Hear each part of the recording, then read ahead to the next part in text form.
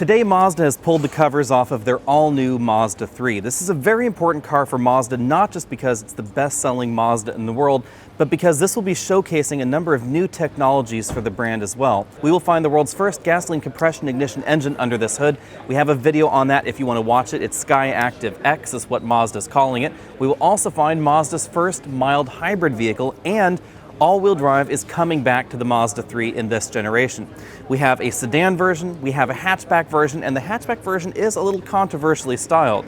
We don't know too many details at this point. We don't know how much power the 5 different engines that you'll find under the hood will make. We don't know which of those 5 engines are coming to the US at this point in time either. The overall design of the Mazda 3 is very similar to the outgoing model when we're taking a look at the sedan. You can really think of this as a refinement of the previous model in terms of overall styling, but everything under the sheet metal is unique, and the suspension is actually quite different, because this is the first Mazda 3 in a while that doesn't have a truly independent rear suspension.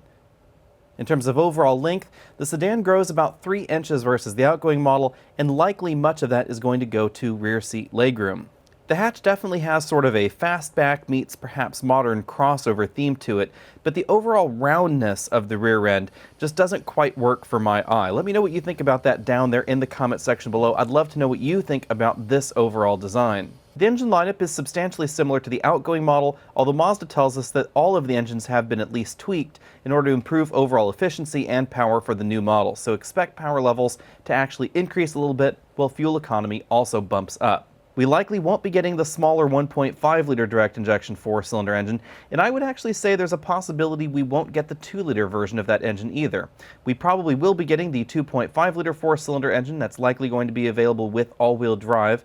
The diesel 1.8-liter engine is probably not going to come to the US, at least initially, and then of course we get that new SkyActiv-X engine. We don't know which of these engines exactly will be mated to all-wheel drive, but I expect it's probably going to be the 2.5-liter engine. Transmissions remain about the same. There is still a manual transmission available, and the automatic transmission still has 6 gears. Mazda's overall interior design has been known for minimalism, and that continues in this generation of the Mazda 3. Materials qualities are definitely improved over the outgoing model, but the minimalist style is definitely here to stay.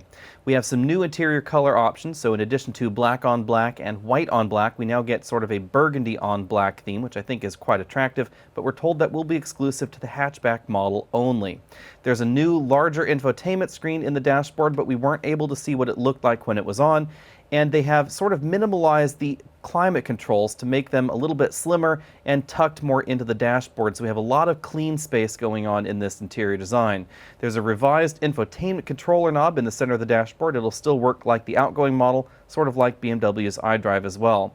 We also get a brand new steering wheel design, and it looks like new front seats, although we don't have 4-way adjustable lumbar support from what we've been able to see. It's clear by the button bank on the driver's side that we probably will have a new 360-degree camera system available, and it's also likely that we're going to have some of Mazda's newer active safety systems as well.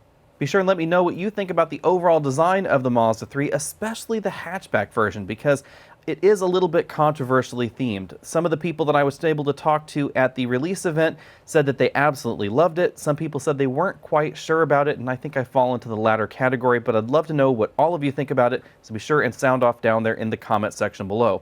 If you want to know more about the Mazda 3, be sure and click that button down there at the bottom of your screen, because we will be driving one just as soon as we can. You can expect that sometime probably in early 2019. I'll see you later.